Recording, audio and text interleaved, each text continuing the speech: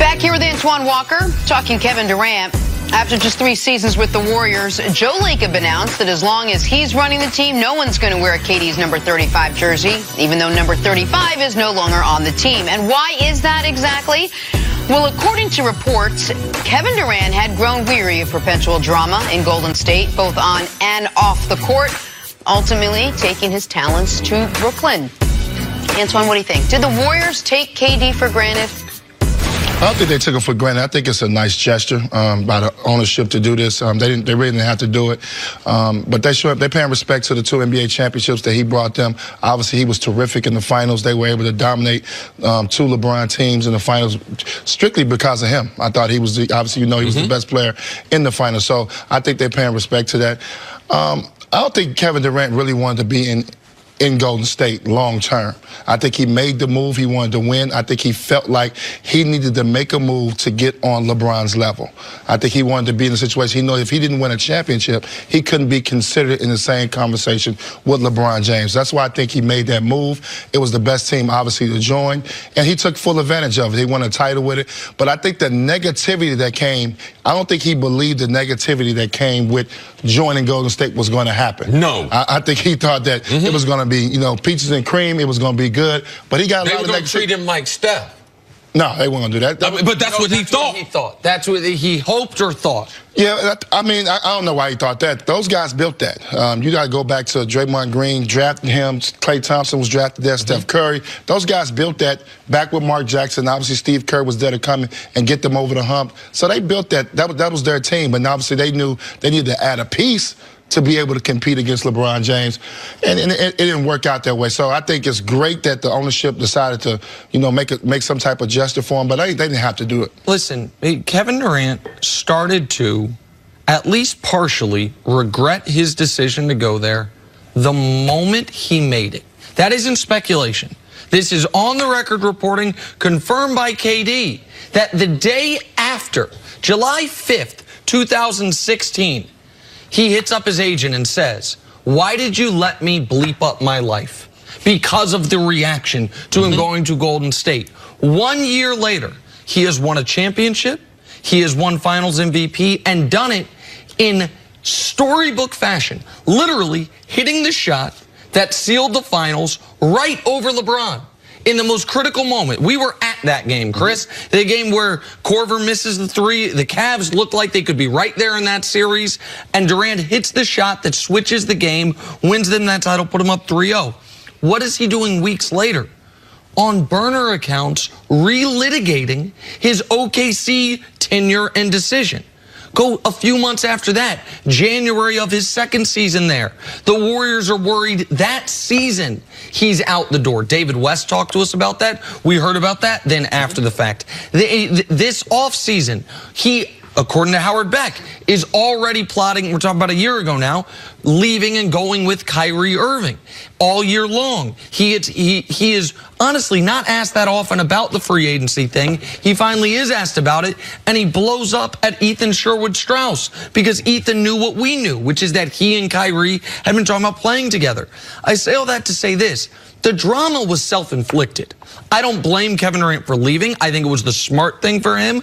The only legacy mountain he has left to climb is one that he now has the ability to climb. He was ineligible to climb it in Golden State. He needed to go out on his own and not go west, young man, go east, young man, and try to go win a championship. But the drama is not why he left. He left because what he was searching for, fulfillment and friendship, according to Marcus Thompson, he never found in Golden State. Not the level of fulfillment, not the level of friendship. So he went with a very close friend, Kyrie Irving, and a place in Brooklyn that if he delivers them a championship, no one can question it.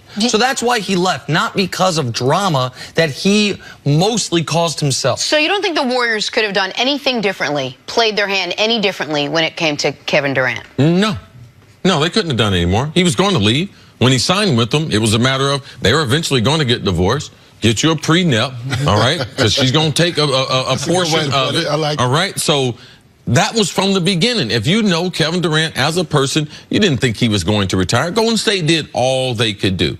And I give Golden State some respect for retiring his jersey. When you bring 2 championships, they only got 6. They won one, I think, in 47, 48, won one in the mid-50s, won one in 75. And since Steph and them, they had one. But there was another dude playing basketball named LeBron James. As much as they love Steph, as much as they love Clay, Draymond, good basketball player, they did not have an answer for LBJ. And that's why they signed Kevin Durant, and that's why his number should be retired in the Raptors. He is a legendary player. Man, I learned this from Pat Riley. Pat Riley and all his battles against Michael Jordan, man, Pat Riley, out of respect, retired number 23 in Miami. For a team Michael never played for. No, right. Yes, and that's just out of respect for who he was as a basketball player. They should have respect for what they saw. They saw Kevin Durant come to the gym, work on his game like no other player they had ever seen, doing drills and stuff they had never, ever seen. They got respect for it, and that's why 35 should be in the rafters for them. And just to add to that, I think people got to understand, and Chris, you understand this, Nick, you understand this. I think that Draymond Green argument was the icing on the cake. Yep. People may try to downplay that, but you think about it, because if you my boy, and we get in the argument, it's certain things I'm still not going to say to you, no matter the nuclear option. No matter how mad I am at you. I got some homeboys. I be want to say certain things, take it there, but I'm not going to do that out of respect. I think Draymond Green took it to another level. He showed KD that, listen, we can win without you. We won without you. He said some things that you probably should have never said. And you'll never be welcome here like we are. And he never handled the free agency question the right way. The right way, and they should have been. By the way, that was a misstep by Kevin Durant. The way I'm sorry, but the way LeBron or Kawhi did it, which is I will deal with it after the year. LeBron is last year in Cleveland. He before the season had an opening press conference, said, "Ask me anything you want," and opened it all up one time. And then the things such as free agency said, "Okay, not again." And guys and journalists can ask, but they knew not to. And it was Durant kept flirting with the option, just not as bad as Kyrie did, where Kyrie commits and then says, "I don't know anyone bleep," like those things. Golden State made two mistakes. One was Bob Myers, his joke at the rally after their second championship, saying, "Oh, well, Steph got whatever contract he wanted, but he really earned it. We don't know about Kevin." Bob Myers shouldn't have done that, and Draymond obviously shouldn't have done what he did.